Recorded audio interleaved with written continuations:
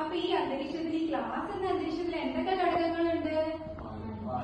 വായു, ശരിയാണ്. പിന്നെ എന്തൊക്കെയുണ്ട്? ഓക്സിജൻ. പിന്നെ കുട്ടികളുണ്ടല്ലേ? കുട്ടികളുണ്ട്. പിന്നെ ചോക്കുണ്ട്, ആ ചുമരുണ്ട്, ബെഞ്ച് ഉണ്ട്, ഡെസ്ക് ഉണ്ട് അല്ലേ? അപ്പൊ അതുപോലെ എന്താണ് എന്താ പറയും? അപ്പൊ ഇങ്ങനെ കുറെ ഘടകങ്ങളുണ്ടല്ലേ? അന്തരീക്ഷത്തിൽ കുറെ ഘടകങ്ങളുണ്ടല്ലേ? അപ്പൊ നമ്മൾ എന്തിനെ കുറിച്ചാണ് പഠിക്കാൻ പോകുന്നത്? അന്തരീക്ഷത്തിലെ ഘടകങ്ങൾ.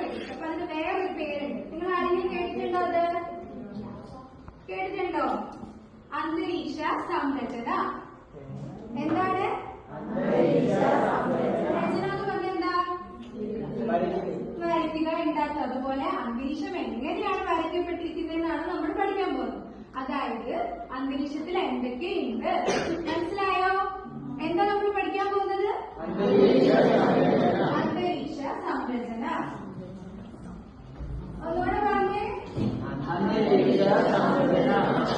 അന്തരീക്ഷ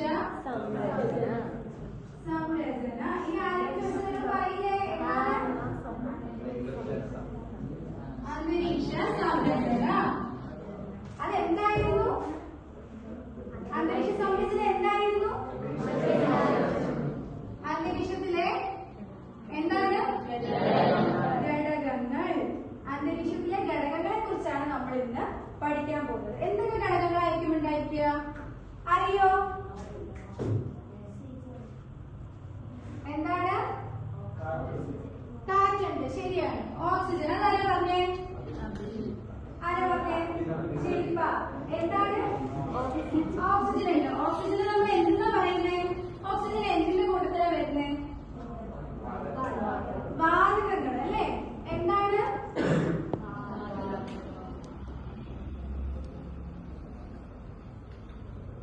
വാതകങ്ങൾ. ഒന്നാമത്തെ ഘടകം എന്താണ്? അപ്പോ വാതകങ്ങൾ. എന്തൊക്കെ വാതകങ്ങൾ നിങ്ങൾക്ക് അറിയാം?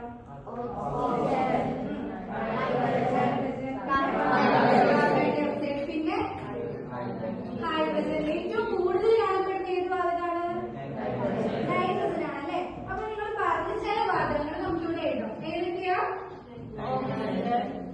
CO2 എന്ന് പറഞ്ഞാൽ എന്താണെന്ന് അറിയാമോ?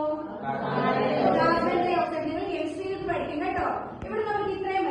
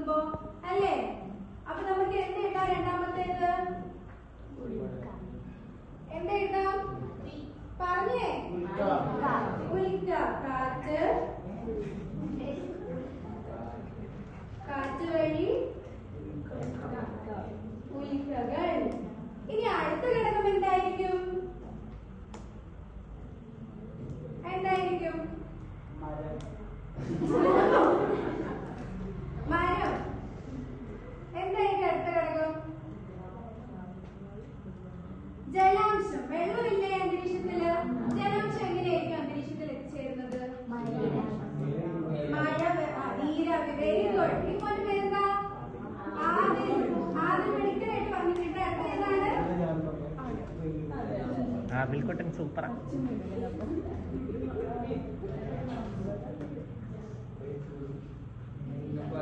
നീരാവി. നീരാവി അല്ല, എന്താണ് പറഞ്ഞത്? ജലാംശം. എടുക്കണല്ലേ. ജലാംശം എങ്ങനെയാണ് അന്തരീക്ഷത്തിൽ എത്തിച്ചേരുന്നത്? നീരാവി വഴി. അതിന് നമുക്ക് എന്തെന്ന് പറയാം? ജലാശയങ്ങളിലൂടെ. ജലാശയങ്ങളിൽ നിന്നല്ലേ വെള്ളം നീരാവിയായിട്ട് പോകുന്നത്. അപ്പൊ നമുക്ക് എന്ത് എഴുതാം?